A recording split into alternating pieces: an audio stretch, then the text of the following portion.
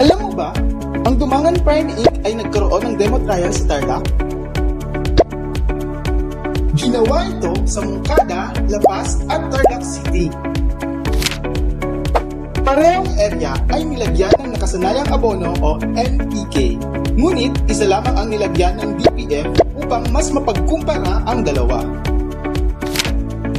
Sa field na ginamitan ng DPF, kita na mas siksik at mas malusog ang tubo. Umabot ng 20% increase sa La Paz, 17% sa Moncada at dagdag na 6 sa Tarlac City. Kaya naman, di mapagkakaila na ang Dumangan Prime Fertilizer ay isang produkto na kahit karagdagang abono, ikaw pa rin ay panalo. Hinihikayat ko lang yung mga kapwa ko magsasaka, hindi gamitin talaga yung Dumangan Prime na abono.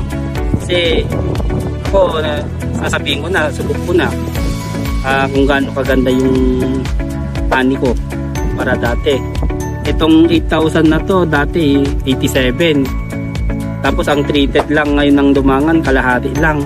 Yung kalahati naging 70 na. What if kung lahat yun na-applyan pa? Yung 70 naging 140 sana.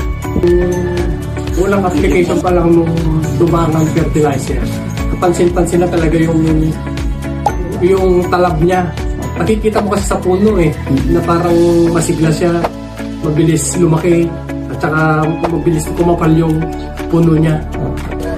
It's good to for the farmers to use yung Dumangan. It's good for the farm, and it's evident that there's an improvement as far as the yield is concerned.